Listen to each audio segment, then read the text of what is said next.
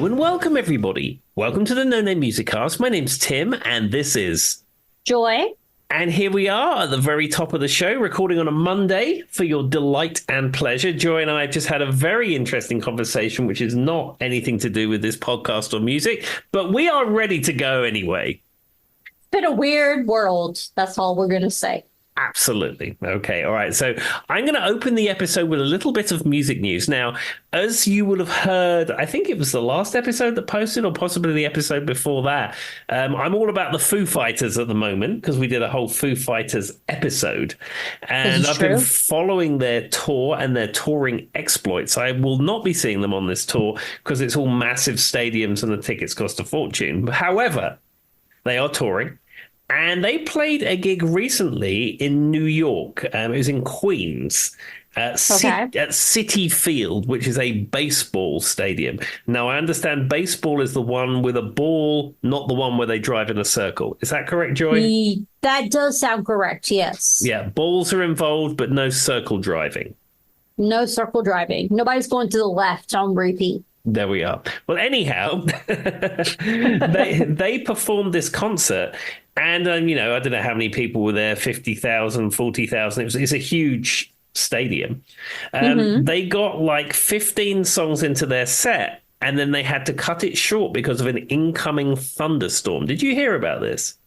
I did not, but there has been a lot of weird thunderstorms in our area. So, they're not that far away from us. Yeah, the Foos would have played all night for those people. But of course, whoever's in charge of that stadium and OSHA and various regulations. Something about someone getting electrocuted. Yeah, absolutely. So I just watched the video of Dave talking about it on stage. And he's like, he said, we hear there's a thunderstorm coming on. We're going to play for you as long as we can. We love you. You're here to see us. We want to play. We're going to do one more and then we'll see what happens. So you play whatever song and then it finishes. And then somebody says, he said, it looks like that storm is almost imminent. He said, I'm going to try and squeeze a song in for you. And they start Everlong and they get to the bit where the drums come in and it shuts off. And he said, I'm so sorry. He said, you need to leave the stadium. Be safe. He said, we love you. I want to play all night, but we can't do that. And then they left the stage. Fair enough. That's life. It is. But equally, if I'd paid $600-700 to see the Foo Fighters, I've been asking for my money back. I'd stand in the rain for that. I would have, Tim. And if it didn't happen, I may have requested a refund from my credit card company. Just saying, I'm not saying you dispute the charges, but I didn't get what I paid for. Exactly. But, Dave seemed very gutted to be having to stop the show. He even tried to do Everlong for them as a last song just to do the best he could. But they got, 30 seconds into Everlong and then everything got shut down. We don't need them getting electrocuted. Well, it's not so much. Dave broke his leg falling off stage and then got back on the stage and finished the gig. I'm sure the Foos would have probably played and just winged it, but he was worried about the people in the stadium. Yes. We don't need anyone getting electrocuted, including the people in the stadium. Yes. There's a lot of stuff happening. And to be fair, you never know what a storm can go from a storm to like a tornado in like 30 seconds. You never know what's going to happen. You never know. In the United States, we have a lot of extreme weather. The UK doesn't really have extreme weather. They had that big storm, I think it was 86, which was like... They act like 65 degrees. It's hot.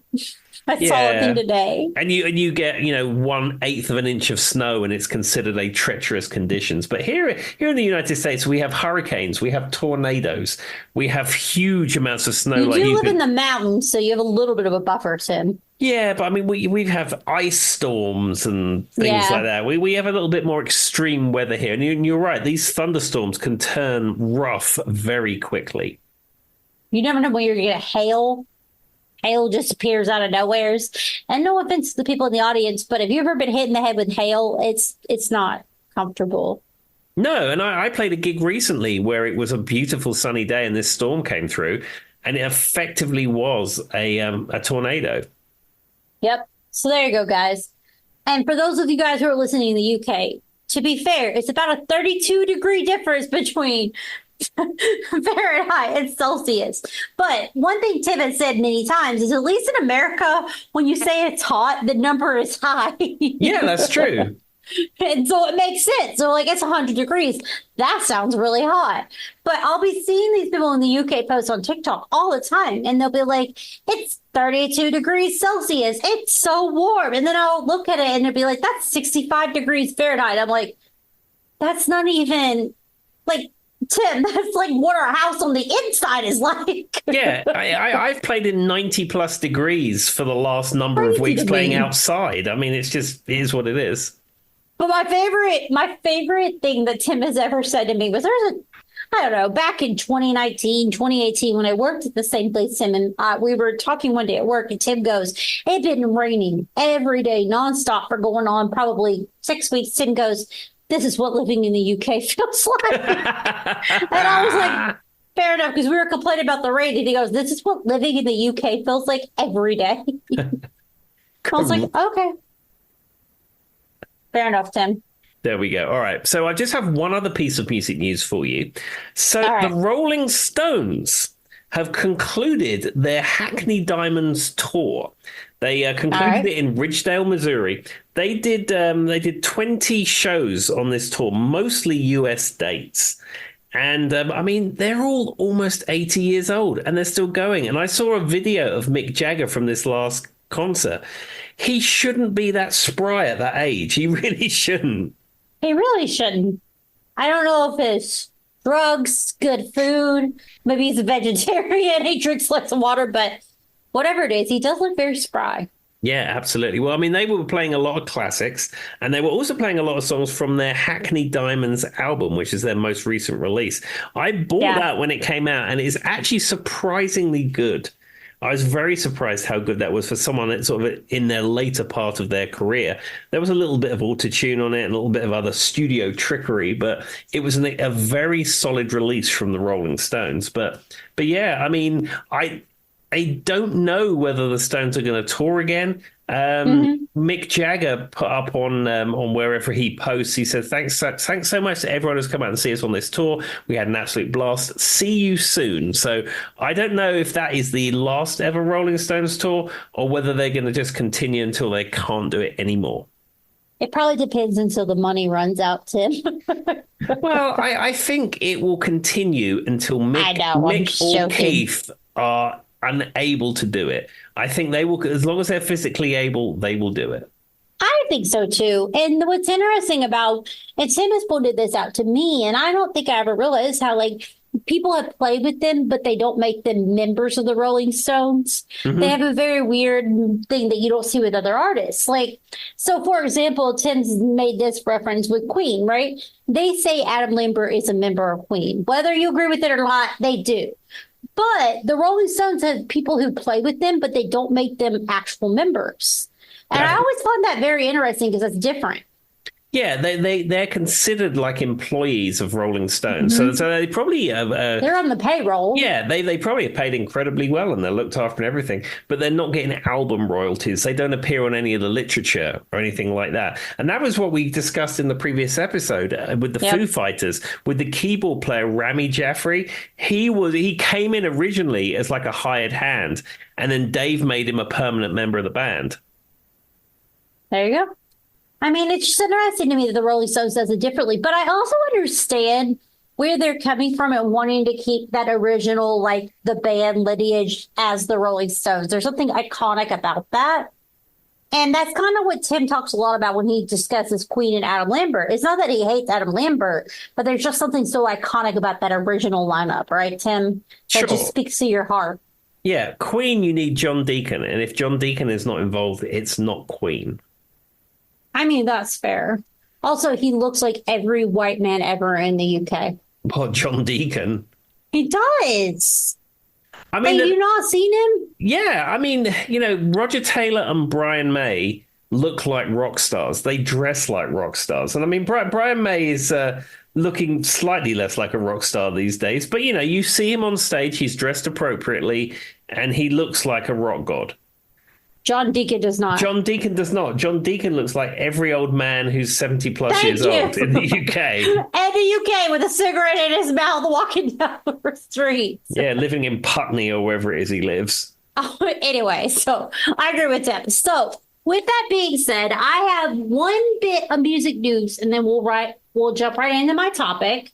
My topic is an interesting one. Okay. But with that being said, my bit of music news is a little bit of sad news. For those of you guys who are fans of Motown, the last member of the Four Tops passed away. This was July 22nd. So his name is Abdul Pourquoi. He goes by Duke. He was the last founding member of the Four Tops, and he died at 88 years old. Well, rock in peace, sir. I mean, the Four Tops were founded a long time ago, and I'm sure those chaps were not 15 years old when that band was formed, so they were probably adults at that point. So, he's had a good long life. He was part of an iconic group. Now, the question I would have for you, and I don't know if you know this, is the Four Tops still a touring entity? Because you get some of these bands that have gone through so many members and they still retain the name. They were up to a few years ago, from what I read. So a few years ago, people were calling themselves the Four Tops, but like there was only one member left, right? And the three others, I don't know if they will be after this, but they were up to about 5 years ago, from what I could read. Mm-hmm. Now he did have heart failure. So, I mean, maybe once he had heart failure, they kind of put that on but I know what you're saying. It's kind of like we've talked about the other bands where there's like Casey and the Sunshine Band. There's like 6 members, but only one of them is actually a member, right? So, yes, they were doing that for a while. But it sounds like that, from what I read, was about 5 years ago. They put that to bed. He was 88 years old. That's pretty old. He did leave a wife and a son. From what I understand, he was the original surviving member of the vocal quartet, and he actually died in Detroit, Michigan, which is very Motown because that's where all the Motown people were from. And as for those who don't know, if you've never listened to the Four Tops, they were probably one of the most, if not the most successful pop band. I don't know if you said pop, Motown, jazz, whatever you want to call them, soul band from Motown ages in the early 60s. Yeah, it's like they're like a Motown vocal band. It's sort of the sort of soul sound of Motown. They had a balance between, they were able to do the 4-part vocal quartet mixed with that soul pop sound. So you got like the good balance of that. And I mean, when I think of the Four Tops, all I think is, darling, reach out, I'll be there is the first song that comes to mind. But they also did the same old song, Can't Help Myself, Baby, I Need Your Lovin', Ain't No Woman, Sugar Pie, Honey. But I mean, the hits just go and go and go. You're not familiar with the Four Tops, like they were amazing. And they were able technically to have that 4-part harmony that you don't hear in a lot of musicians nowadays. Absolutely. Well, we thank him for his contributions and we say rock in peace, sir. Okay, so this episode is mildly based on something that is going to sound very weird to everybody. So I wrote this episode on lunch. So this is an episode about food. Okay. So each song either has something to do with food, related to food. There's food in the name. Some of it's a little controversial if you want to call it food, but that's the episode. Well, I will ask you a question before we start the food-based episode. Joy, Yes. What is your favorite food? It's between potatoes and pasta. Mm-hmm. I don't know if I want a pasta or if I want like a baked potato, Tim, but it's a potato or a pasta-based meal. What about you? Well, traditionally, I would tell you McDonald's is my favorite food. And me and the Golden That's Arches true. have had a very long relationship, since 1979, in fact. But since I stopped eating meat and they don't have any vegetarian options, I can probably say I don't even have a favorite food. I like It's hard. Yeah, I had some cheesecake on Sunday. It was delicious. I like rice dishes. I had I one do of those. like a rice dish. Yeah, I had one of those mezza bowls for lunch today at work. I like salads. I'm going to say something controversial. It might for me be avocado because it could be used in so many ways. That's true. I mean, there's lots of things that I like. I think about the things I eat for lunch at those places that are down by where I work. I like a nice, delicious sandwich, but I I couldn't, love a good sandwich. yeah, with McDonald's out the equation, I can't even think of a favorite food. See, for me, like it really just depends on my mood. I love good Asian food. I love a good tofu as someone who, I do occasionally eat seafood because I am more of a pescatarian than a vegetarian. But pasta and potatoes, like those are just such big staples in my life. Yeah, I mean, I like potatoes too, and then I like pasta as well. I said rice dishes. I mean, there's Rice lots is of, good too. yeah, but at this point, I couldn't think of anything that I'd it's like, yeah, let's get this. It's my favorite. I don't know. Mexican food is good, but is it my favorite? I don't know. See, I'm with you on that. Like it really depends on my mood in the day. There you go, guys. Me and Tim have no favorite foods. I mean, I do love a good piece of pizza. It does rank up there. Yeah, I had pizza for tea this evening, in fact, and it was delicious. But is pizza my favorite? I honestly don't know. Do you have to have a favorite though? Does it matter? Well, I can think of a lot of things that are favorite. What's my favorite guitar? My favorite guitar would be my Red Music Man Axis Hardtail. What's my favorite car I've ever had? The one I have right now. What's things like that. Easy. Yeah. But But what's your favorite song? I mean, that's like food. I mean, you can't. Thank you. Exactly, Tim. You don't have to have one. I struggle with that too. People ask me, like, when they hear I do like a music podcast, they're like, well, what's your favorite music? And I'm like, all of it. Like, I feel like food is like music to me, Tim. It just depends on the day. Yeah. For example, like when I was out driving yesterday, I put together a playlist of podcasts and music on the Spotify because that's one of the things about the Spotify. You can mix podcasts and music in a Joy's playlist. supposed to make Tim a Spotify playlist and hasn't done it in 72 hours. That's not related. Continue. Yeah, and on my playlist was a bunch of stuff, but there was three songs on there which are Mm-hmm. amazing.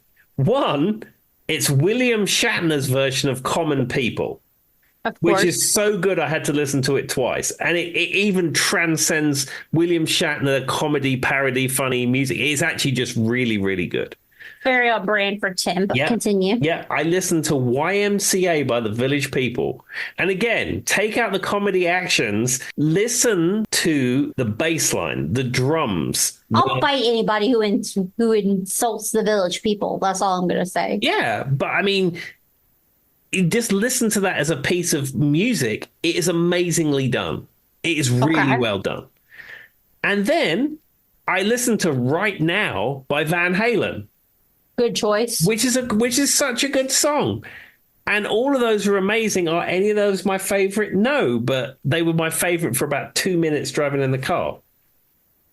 See, that's my point. When people ask me that question, I'm like, how do I give you my favorite? Like, there's no way. Because the amount is from day to day, I might want to hear this, then I might want to hear this, I might want to hear this, I might want to hear this, I might want to eat this. Like, there's literally, Tim, no way for me to tell someone who my favorite musician is, and I just can't. I can. It's Brian May. That's easily done. I mean, that's a different, but favorite song. Let me say that. Oh, Let me put that back into it. Tim does have some weird. I mean, to be honest, if someone asked me what Tim's favorite band was, I would say Queen. He'd yeah. probably tell everybody Spice Girls for me, which is pretty high up there. I mean, it's not wrong. Yeah, but I mean, I do love Queen. It's probably totally my favorite band, but I love Van Halen too. That would be up there for me. If someone asked me, it would be like a tie because I feel like you talk about both of them just as much. But I feel like your heart and there's just something about Queen to you. Like I Yeah, feel like it just resonates with you, because which to be fair is a great band. So yeah, and it has Feltham's Finest on the guitar.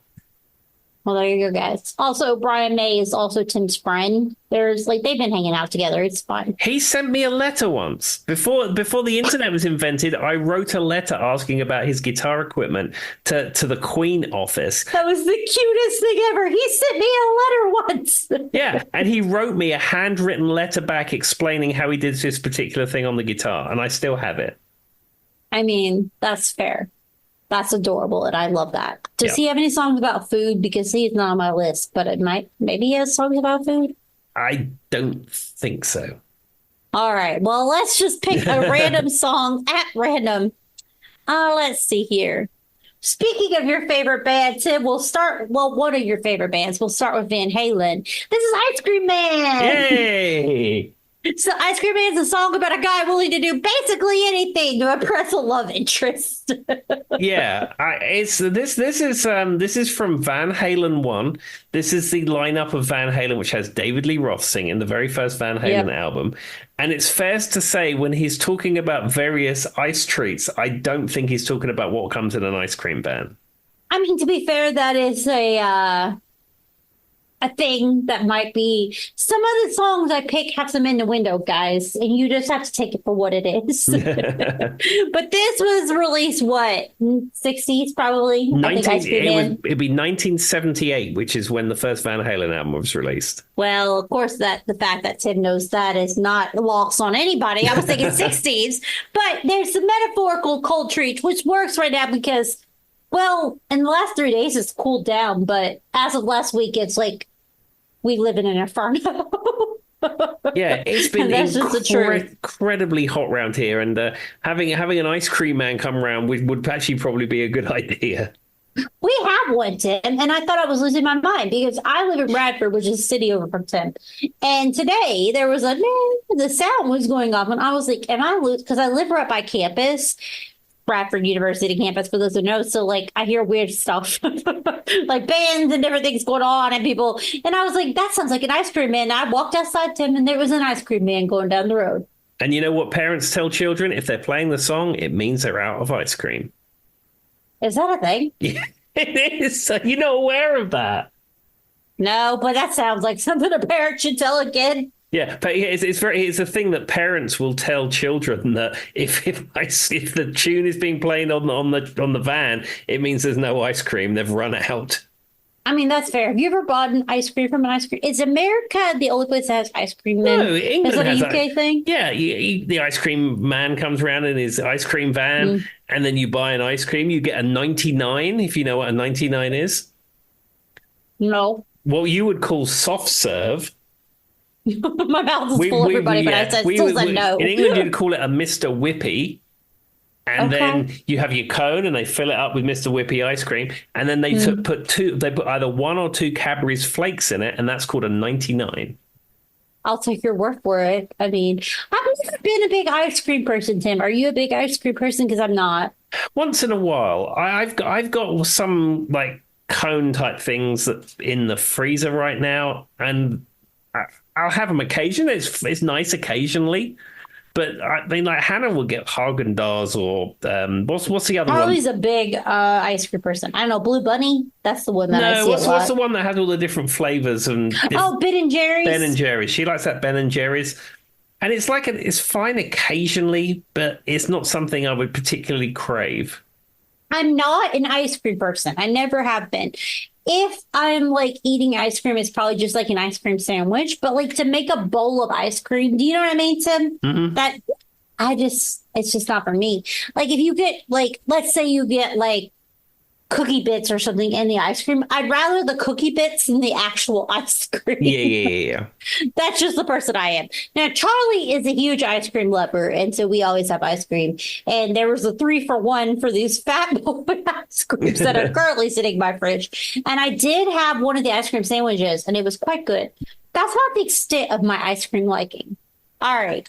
So we told you nothing about the song, but Van Halen did sing a song once about an ice cream man.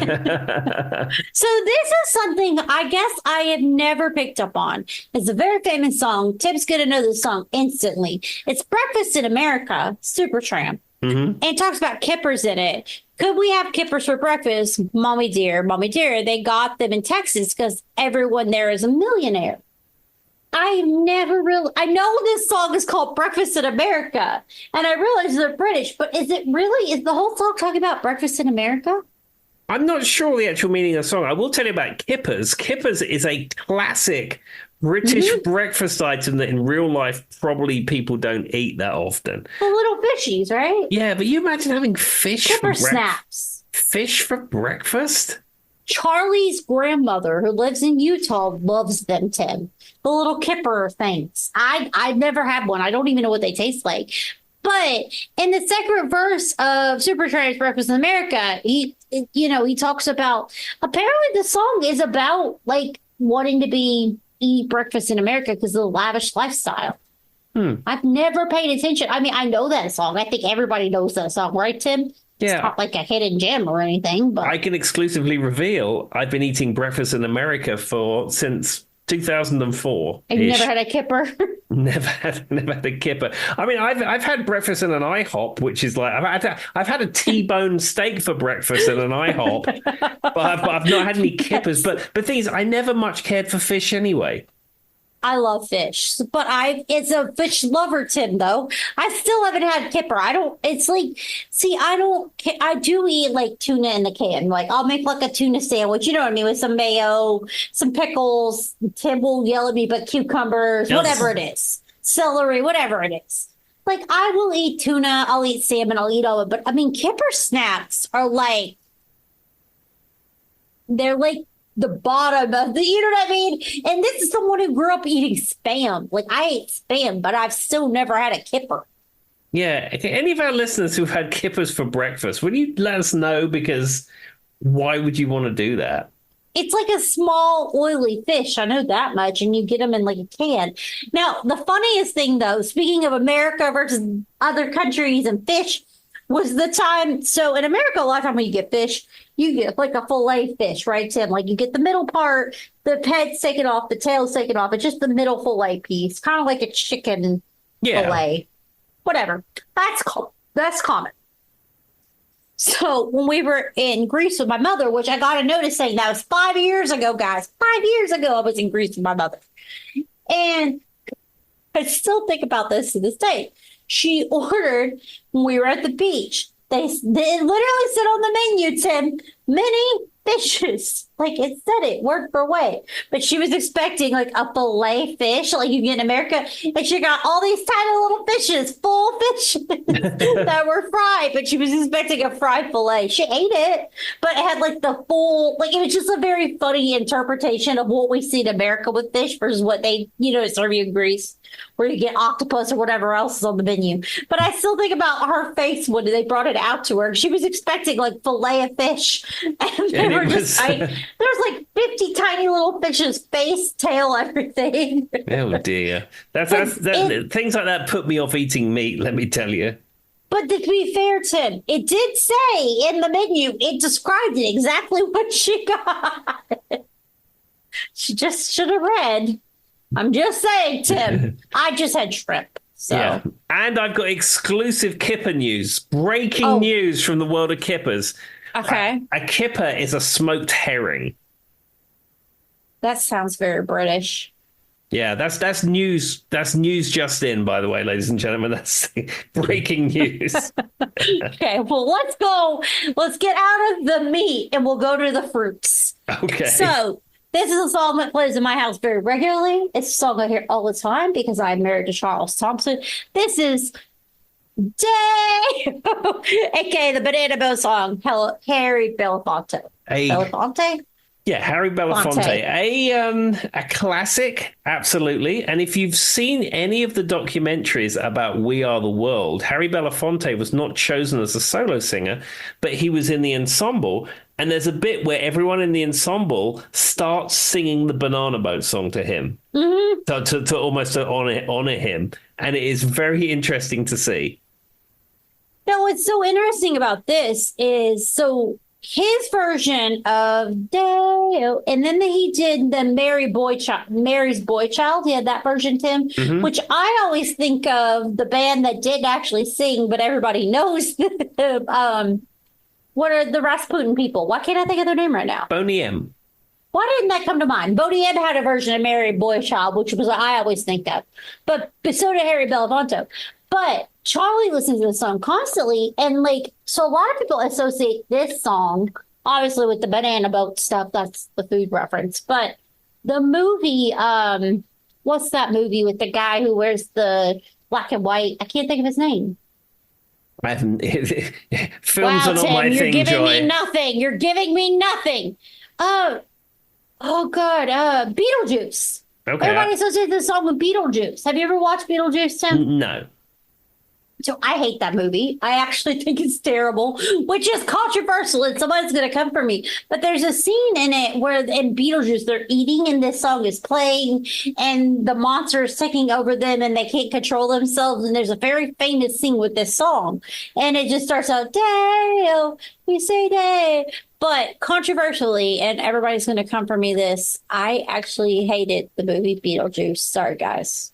Yeah, I didn't care I've for never it. seen it. I will never see it. It's nothing that's interesting to me.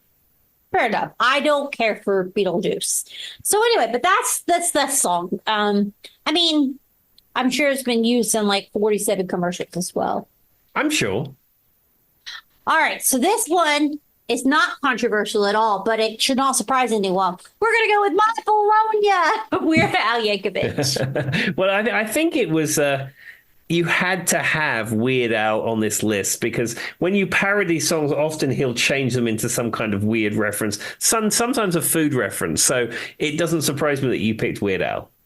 Yes, he's on here at least 3 times. I don't know if we'll get to every one of his songs, but I do have 3 different Weird Al songs related to food. Mm-hmm. This could be because Charlie, maybe this whole episode is inspired because Charlie maybe listened to Weird Al just the other day on repeat for a very long time. But this is my Sharona, the knack. Mm-hmm. But in Weird Al's case, it's my bologna. Have you ever had bologna, Tim? Do you even like? I don't know. Have you eaten bologna before? Yeah, I've eaten that. I mean, it's like mystery. It's mechanically recovered mystery meat, is what it is. It is, but I will say in the South, there is a delicacy. It's fried bologna, egg, and cheese. And I understand that sounds very American, very fattening, and very heart killing. But it is what it is, and it is really good. The one thing that I like though, haven't had bologna in I don't know what 10 years, but there was Lebanon bologna, which sounds really weird, and it's actually from Lebanon, and it's like savory. Mm-hmm. What I will say though is like things like bologna, what you get in America and what you get in the UK are very different. Like sausage and bologna and stuff, they're different flavors. Absolutely. I mean, bologna is effectively spam, isn't it? It's the same principle. Yeah, I love fried spam, though. I grew up on that, and that should just be a Southern delicacy. I'm just Yeah. going to say it. My dad used to make spam fritters, which was like spam in some kind of batter that he would make and then fry it. Mm. My mom just sliced it and fried it sometimes, occasionally for breakfast. It wasn't like something we ate every day. Like my mom's not stupid and thought you should eat spam every day. You know what I mean? Yeah. But like maybe some eggs and spam and like strawberries or something for breakfast. But I will say guilty pleasure food for me is spam. I grew up on it. Now, what's interesting and what I learned was so there's 2 things about. So I don't know if you paid attention, but Asian cultures really like spam, Tim. Mm-hmm. They like spam and they like American cheese. And that's because during World War II, they were dropped to them a lot. I didn't realize this. So there was a big thing where World War One and World War II, actually, they were dropping food to Asian cultures, and a lot of they were dropping was cheaper food, and it would be spam or American cheese because they keep for so long. Mm-hmm. And so they were getting them dropped, and it just become part of Asian culture. And so that is a big reason why, because it was an easy way to get protein out that was like shelf stable. And so that's how it became popular in Asian culture. Spam and American cheese. There you go, guys. Interesting. I wonder how KFC got so popular because KFC is huge. It really is, though. And then also Pizza Hut is, too. And the Pizza Hut has, like, which is owned by the same people as KFC, Tim. You know, KFC, Taco Bell, and Pizza Hut are all the same companies. Yes, Yum Brands they're owned by. Yes, and pizza is huge in the UK and Asian cultures, and they have like crazy pizza toppings that you can get. Now, it sounds crazy by American standards, but I'm not Asian. You know what I mean, Tim? Like what I probably eat on a pizza probably sounds crazy to them. I realize this, but like they have a lot of weird pizza toppings. Yeah. But apparently they eat KFC a lot for Christmas. Yeah, very, very common, very popular. If one of our listeners has an explanation for this, we'll be happy to hear. Also, if you want to fire a band member, according to Tim, you just take them to KFC. heard that before. You know, you know. If you don't, you don't. All right, so let's go for another one that is kind of a little bit out of the norm, but I think Tim would know this song. This is Feed My Frankenstein, Alice Cooper. Yes, Feed My Frankenstein. It's from the era, I think it's the Trash album, maybe, Yeah, of early Alice 90s, you're right. Yeah, yeah. And it's famous for being in the film Wayne's World. Yes. And that is where I know it from. I don't know it from anything else, but I didn't know it was a cover of a Zodiac Mind Warp and the Love Reaction song recorded a year prior. Did you know that, Tim? I didn't know. No, No clue. I did not know that. As I said, I know it from Wayne's World, and I have a live album which I think I've got it on too. But there's that famous scene in Wayne's World where the guys backstage talking about Milwaukee being the actual Yep. pronunciation, and just prior to that, they had their backstage passes and they're walking through the crowd at this Alice Cooper concert, and they're playing "Feed My Frankenstein." And to be fair, that's the only reference I know of this song, too. Like, I know that Wayne's World and it's in the soundtrack, and that's about it. And I believe, But yeah, and go I ahead. Sorry, believe Tim. Al Petrelli is playing guitar on that. Well, you're a step ahead of me because I was going to say, I learned that there were some guest appearances on this track, and it's Joe Santiani. I can't say his name. Steve Vai. Satriani. Tim says it all the time, and Joy still can't say it. Steve Vai, Nikki Sixx, and Elvira, Elvira, Yeah, the woman. Mistress of the Dark, Elvira. But yeah, Steve Vai, Nikki Sixx, and Joe Santiani are on there. There we are. But Elvira's name is Cassandra something. Cassandra Peterson. There you go. I'm looking at her name, but I just don't know how to say it. So Elvira. But yes, Tim. So there was kind of that one's a little bit controversial, but I was trying to step out of the world, but I also know that Tim loves Wayne World, so I had to put it in there. All right. So we couldn't have a food episode without mentioning this band. You may have heard of them. They're called the Beatles. And I've heard of Savory Truffle. Are you familiar with this song, Tim? Yeah, I would say Savoy truffle. Okay, well, that's not what I said, but Tim's probably right because they're British. But apparently, because the Savoy is a very fancy hotel in London, and right. Obviously you know what a truffle is. Yes, I do know what a truffle is, but there's no R in it, so Tim's probably right. But to be fair, all I know about this song is it was inspired by Eric Clapton's fondness for chocolate. There we are, because you can get chocolate truffles, which are not related to the truffles, which are some kind of thing, like a mushroom type thing. Yeah. I mean, truffle, like Tim's right. You can get like a savory truffle, literally, but truffle can also be in chocolate. Yeah. So it's hard to know. My preference is chocolate truffles. I've never tried those fancy pants truffles that come out the forest that they sell in expensive restaurants. I have on a pizza, but it just tastes like mushroom.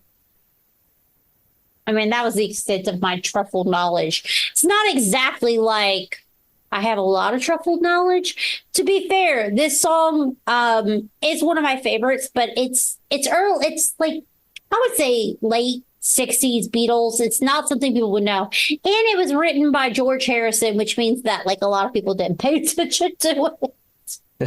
Well, it's from the White Album. It is from the White Album. I mean, it's one of those songs that though the lyrics they do reference like oblati, oblata, I think in this song as well. Mm-hmm. And so they're kind of like self-quoting themselves, which is kind of interesting. And it does have a horn section, which is pretty cool. But if you've never heard this song, go listen to it. But so in the UK, are there a lot of chocolates that have a lot of truffles in it? Is that like a UK thing, Tim? Well, I mean, I remember growing up, it was very fancy if you had a box of chocolate truffles, and your But perennial, it seems pretty fancy. Yeah, and your perennial favorite, the Ferrero Rocher, sort of has a praline truffle bit in the middle.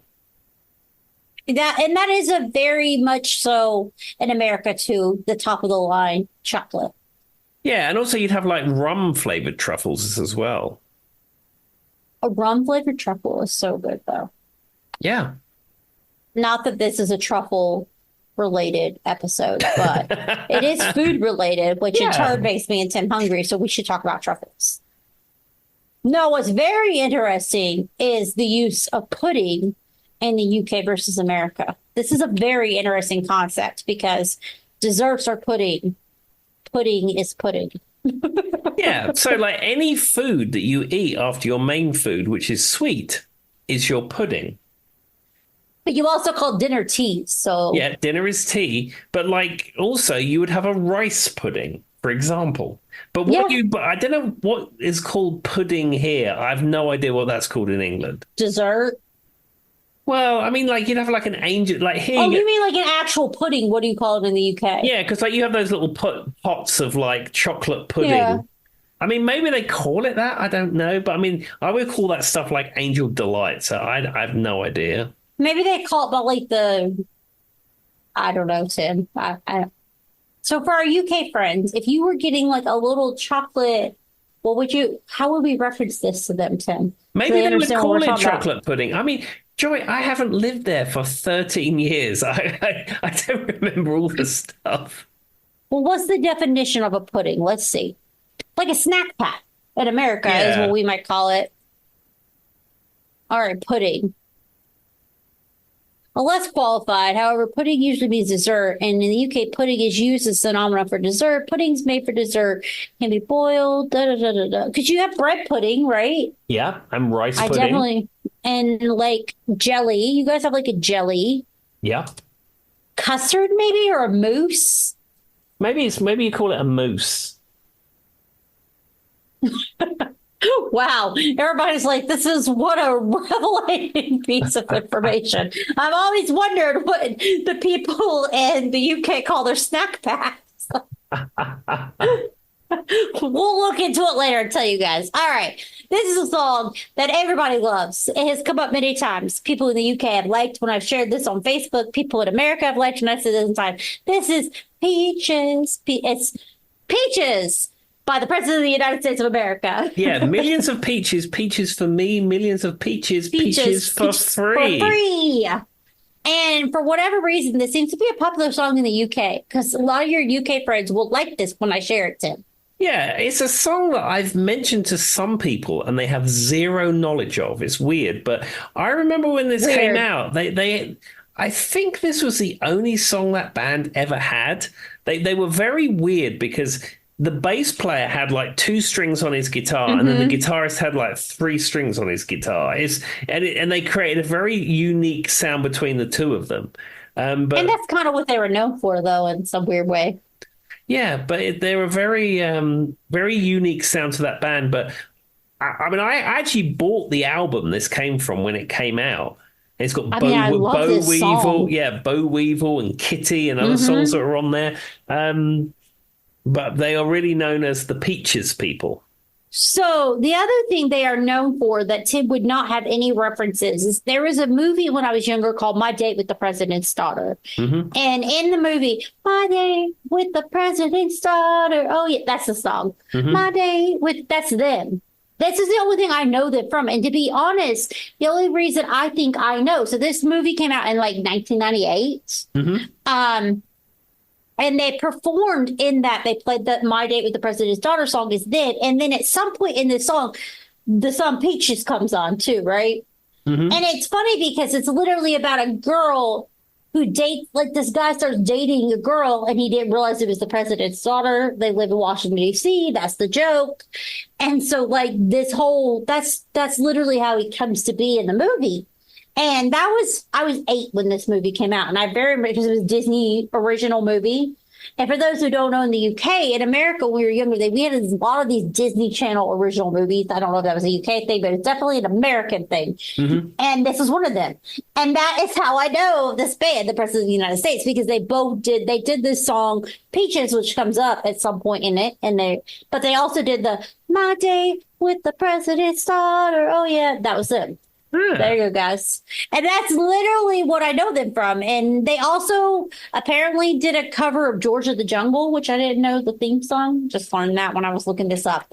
But that is my associate with them. But if you've never heard the song or you've never watched the video, it's just iconic. It's like really good music. Everybody I know if you can't like get down to this, we can't be friends. It's a good song.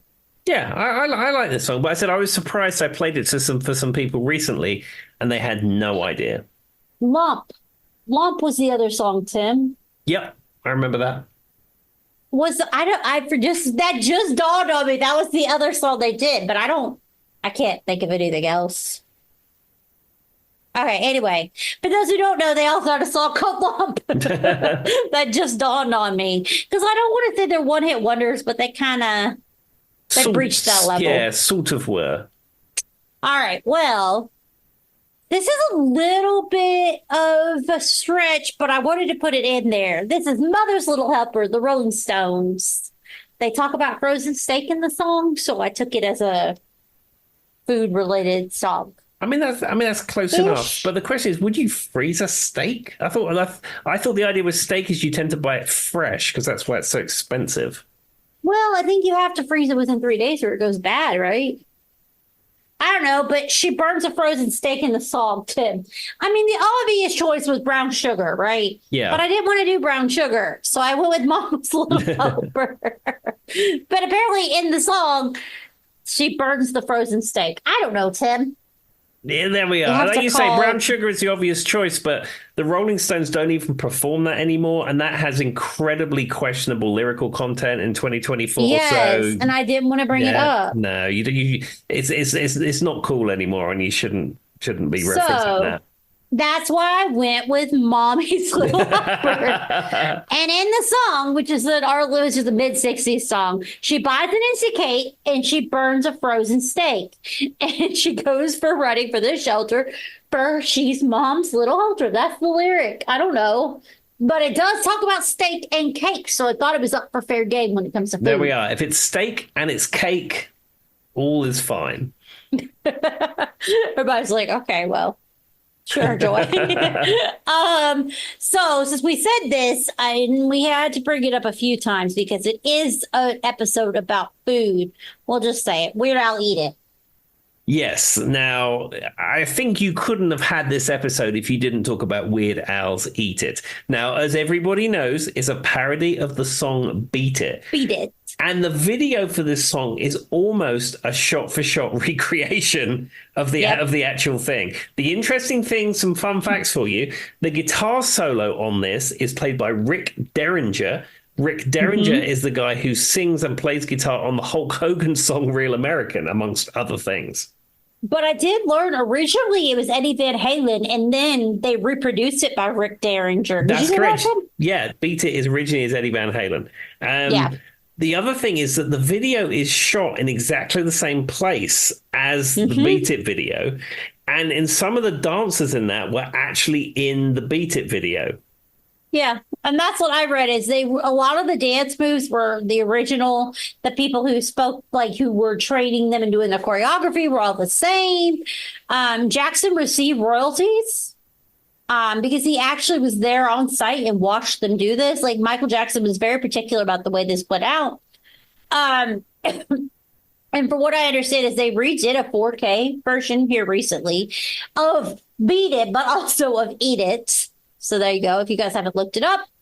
But yeah, I mean, I didn't feel like we could do an episode about food, and we did bring up Weird Al Eat It. No, you were saying about the 4K version. So Weird Al had a tour last year, I believe it was, and he actually got the original rushes of the film and re-edited it himself, upscaled it, and then uploaded it to YouTube. So the version that's on YouTube, which is the upscale version, was actually edited by Weird Al himself, which is very interesting. One thing I do love about the video for Eat It, so it follows pretty much the video of Beat It. But the very closing frame of it, you know, at the very end of Thriller, when Michael Jackson turns his head and opens his eyes wide and he has like the yellow. Yeah. At the very last frame of Eat It, Weird Al looks at the camera and then does the same. And it's like, yes! Yep. That's literally the picture I'm looking at right here. And what's funny that you say that is because they said it was and Tim's right, it was re-edited by Yankovic, and he literally did like he took it frame for wow, Tim. Lightning just like if I disappear, everybody, it's because lightning just hit really hard outside. It's thundering too.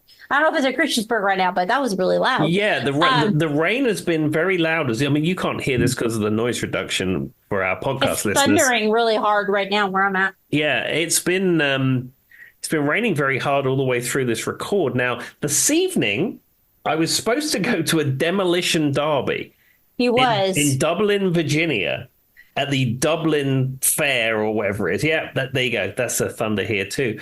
And Okay, well, yeah, that was kind of crazy. 2 seconds later. and the people I went with were very excited to go to this demolition derby. People I work with. I mean, in your realm of your redneck sports, it probably doesn't get any more redneck than that. Yeah. However, a call was made this morning where everyone said, we love this demolition derby idea, but we've looked at that there's thunderstorms rolling in and we're not going to go. Yeah, it's pouring. I just took my headphone off and I can hear it. It's pouring here. There we are. So, You guys so, made so the right ladies and gentlemen, decision. when you get this episode in 3 weeks' time, They would have been storm. and you may be in, I don't know, Germany, Japan, Australia, the United Kingdom. I'm sure this weather report is going to Ireland. come in very handy. Anyway, so back to Weird. Eat it. If you've never heard it, go listen. Me and Tim are some lovers of the Weird Al. Like it's just amazing. Yes. He is what he is. All right, so let's do one of someone who has passed away in the last little bit. So I feel like we should just talk about it. And this is Cheeseburger in Paradise, Tim. Mr. Jimmy Buffett. Mr. Jimmy Buffett himself. He, as you know, he had, but I mean, his Jimmy Buffett Limited or whoever owns it now have the Margaritaville restaurant chains, and they are a staple in U.S. resort towns. So whether you go to Myrtle Beach, Vegas, New York City, anywhere that's sort of a tourist type place, they will have a Margaritaville. And one of the items on the menu actually is the cheeseburger in paradise. And you can get a veggie version of it. I did once. But to be fair, this song has a very list of food like items because it says, I like mine with lettuce and tomato, Heinz 57 and French fried potatoes. So, big kosher pickle and a cold draft beer, Tim. So I got like 5 food related items. I mean, effectively, you're covering all your major food groups just in this song, thanks to the world of Jimmy Buffett. We've got tomatoes, lettuce, fries, Heinz 57, which I've learned recently, Heinz 57 in like other countries. Oh, what is it called? There's a Heinz 57, Tim, but you can get it as a different name. I know this. Hold on. Give it a go, guys. Because I learned this recently. Because I follow somebody who's in Canada. Original 57 sauce or something like that. It's what it's called. Yeah, I would if I bought ketchup, I would just call it Heinz tomato ketchup. I wouldn't even bring the 57 thing into it. Well, Heinz 57 sauce is different than ketchup. It's different, Tim. And that is like, have you ever had Heinz 57? I've had all kinds of stuff like that. Okay, good. But apparently in the UK, in like other countries, in Canada, it's just called like original 57 sauce. It's not that popular. But you can get, Heinz ketchup is everywhere. It's the same brand. It's just Heinz 57 sauce. That's what I grew up though. Like my dad never got like A1 sauce for your burger or like for your steak or whatever. He always had Heinz 57. Well, and also, maybe that's a southern thing. Yeah, well, like here, you'd say A1 steak sauce. And in England, you have HP sauce. Have you ever had HP sauce? That's what I was trying to find the word for. HP, yes. No, I have, but only because they sell it in like the area where you can get the international. It tastes the same. Yeah, and do you know why it's called HP sauce? Find something? No, it's Houses of Parliament sauce. And in fact, wow. That's the most British thing I've ever heard. Yeah, and in fact, on the bottle is a picture of the Houses of Parliament. Now I don't want to eat it. I want to be a rebel. London's falling, towns or whatever they said. Anyway, Well, I mean, that was a London's they cleared falling. house in the Houses of Parliament. They had an election recently. They have a different prime minister now I who know was they did a really good job. who is incredibly popular right now. So there we are. Have some Houses of Parliament sauce and celebrate if that's the prime minister that appeals to you. And if you're in America, just go to the international section where you can get Heinz beans in the right can, as Tim will tell you, in the tomato sauce. You can also get HP sauce. Absolutely. And what's the berry that you can't get in America? The juice. What, like Ribena? Just like cranberry. Yeah, that. You can get some Ribena juice Blackberries. in there. Reminds me of cranberry. That's what it always reminded me of. It reminded me like if you get like a vodka cranberry or something, that's what it reminded me of. Yeah, Maybe that just because I like vodka cranberry if I go to a bar, but not related. Anyway. All right. Let's go back to all right. This is I mean, it's a cliche of a song, but we're gonna say it anyway. It's Cherry Pie, Warrant. There we are. Again, a song that probably isn't referencing pudding. You mean she's my cherry pie, cold drink of water. What a sweet surprise. Tastes so good, make a young man cry. Sweet cherry pie is not about cherry pie. No, absolutely not. I can tell you a fun fact about this song. So the singer of Warrant is a chap called Janie Lane. Yes. And being a bunch of men when they get together in a band, when they booked this video, they probably had a book sent over from a modeling agency, and they were like, "Yeah, we want her because she's the best looking one." So this model came over called Bobby Brown, who was the blonde girl in the video, and Janie Lane ended up getting married to Bobby Brown. Well, I mean, she's his cherry pie, sweet something woman. but there you go. That is a Warrant fun fact for you. I always think about this song because it tends to be one in Southwest Virginia that gets played at all events, and Tim can testify to this. It just does. And War is one of those bands that I feel like everybody knows, but they forget that they existed besides this song. Yeah, I mean, they had that Uncle Tom's Cabin and a lot of other songs, but yeah, Cherry Pie is where it's at. I mean, to be fair, I wouldn't call them one-hit wonders, but they're pretty up there. I can't name another one of their songs off the top of my head, Tim. Well, I said Uncle Tom's Cabin. That's about the only one. Wow, Tim. Tim's saying two-hit wonder. I'm sure there's something super obvious we're missing. Do you know what I mean, Tim? Sure. But in all seriousness, I just can't. It's not like they're poison or something. No, but here's the thing. The solo on Cherry Pie by Warrant I knew that was coming. is played by Poison guitarist CeCe DeVille. CeCe DeVille. I knew that was coming. As soon as I said that, I was like, dang it, Tim's going to point it out. All right, Tim. I have two more food songs. Do we have time for both, or do you think I should pick one? No, we have time for two more delicious food songs. All right, two more. We have not gone off topic too much tonight, Tim. We've stayed very on brand. Well, I mean, we've stepped on the food thing, not necessarily the music, but more about the food. That's fair. All right. That was very loud thunder, everybody. Not that anyone can hear that but me, but if I disappear, Tim, bye.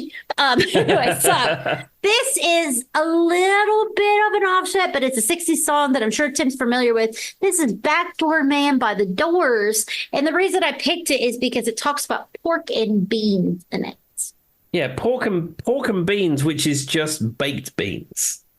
Yes. So in this song, it says, you men eat your dinner, eat your pork and beans. I eat more chicken than any man ever seen. It's just kind of, it's a little bit, there's chicken and there's pork and beans in it. Mm-hmm. Now, here's my question. For pork and beans, it really is just beans. Yeah, but I don't know why. But do you know why it's pork and beans? Because it's cooked with pork, like the fat back in it. Yeah, they put like a little piece of pork fat in the can to give it its flavor. Yeah, and the South is called fatback, which is the most Southern thing you've ever heard. But it's just a piece of fat, but it gives the pork flavor. To be fair, I love beans and I usually get the vegetarian ones, but I'm a Bush's baked beans girl. I don't know. But I will say the UK takes beans to the next level. And the weirdest, what I find very interesting is the jacked potato and jacket potato and all the potato culture. So, Tim, you are not on the TikToks, but there is a subculture of TikTok that is obsessed with jacket potatoes. Yep. Right. And is it jacked or is it jacket? Like, what do they actually call it in the UK? It's jacket because the potatoes are in their jackets, i.e., their skin. And that in and of itself is adorable. So that is why, because like in America, we have jacked potatoes. And that's just like throw everything on it and we call it jacked, right? Mm-hmm. But there's a whole subset of TikTok that is discovering jacket potatoes. And they think it's adorable because it's jacket. But the weirdest thing, and the thing that I just can't wrap my head, there's a lot of beans, right, Tim? Pork and beans, Heinz beans that we were discussing. But it's tuna. In the UK, people put tuna and corn on their potatoes and on their pizza. And that is suspect. Yeah, I don't like. I didn't like tuna anyway. I never liked tuna. I like tuna, and it's suspect to me. Yeah, but that's pretty common. You put tuna on a jacket potato. Like, no, you don't, Tim. There's just I'm struggling with this. Why does it feel like everybody in the UK is still eating like the war is happening? Like, I feel like the struggle with the beans on the toast and the tuna on the potatoes is like the war is still happening. I'm just asking because, like, who's putting it? I mean, and you know what, though? I would eat it. I would try it because I like potato and I like tuna. So I would try it. But the concept of the jacket potato does, I'm a little sus about the tuna.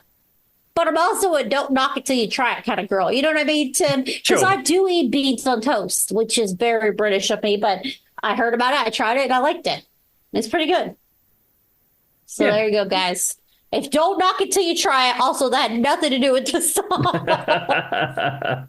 All right. We can't have a food episode without ending with this song. This is a song everybody knows. It's Strawberry Fields Forever by the Beatles. There we are. Beatles song.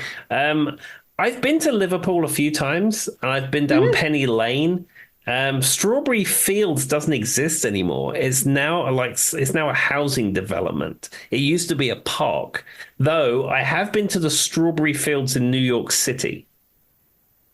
Yeah, that's where I've been. I've been to the Strawberry Fields in New York City, but I don't really know. Like, I wasn't sure what the Beatles were actually singing about. I assumed it was about a place in Liverpool, like you said, that childhood home kind of thing. But I wasn't sure which fields they were referencing. Yeah, it was a park. Actual strawberries. Yeah, it was a park, and it was just called Strawberry Fields. It maybe years previously there were strawberries growing there or something, but it was just a park, and it was somewhere that John and Paul were familiar with as when they were younger, and then they wrote a song about it. But as I said, it got turned into a housing development, not quite as romantic as the song would say. Because the thing about it is in Central Park, there was like the strawberry fields, and I know you're saying in New York and that kind of thing. And so I wasn't ever sure if that was actually a reference to that. Because, I mean, you have to remember John Lennon did live in New York at some point. You know what I mean, Tim? And they were in and out of the country. So There you go. I wasn't 100% sure because I know that they had their Woolton, Liverpool homes. Mm-hmm. Do strawberries grow organically in the UK? Is that a normal thing? I've seen They do them. here, too. I mean... Yeah, I mean, you would maybe go to a strawberry place and pick your own strawberries. That's very popular. Like an apple field or something. Yeah, but I mean, you'd have wild growing strawberries. Probably more blackberries tend to grow wild than strawberries. Well, what's really interesting about like England, Ireland, and Scotland is most of the foliage and things like that are very similar to what you get in Virginia. And Tim can tell you this because during Pangea, we were part of that. Like Virginia was connected. Mm-hmm. So like a lot of and Tim, you could testify to this, a lot of the way the rolling fields and the greens and the things that grow here are probably pretty similar to what you see in the English countryside. Exactly. I mean, you say I'm old, but you're referencing Pangea now. I mean, that's true, but it's true. It's just science, okay, Tim? I do know a little bit, just like the tiniest bit. But no, that is true though. Did you know that during Pangea, and then actually when they record, a lot of times when they do movies and TV shows, if it was they'll record stuff in Appalachia and in Ireland and Scotland because they look very similar. Yeah, I could see that. There you go, guys. That's your little tidbit. And if you don't believe in Pangea, well, no one cares because science is science. Where are we going to leave this people with, Tim? I would like to leave the people with one more food song that is clearly nothing to do with food, and that's Van Halen's Pound Cake.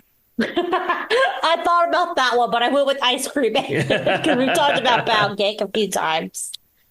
All right. Well, if you guys haven't heard it, listen to Pound Cake. That's our advice.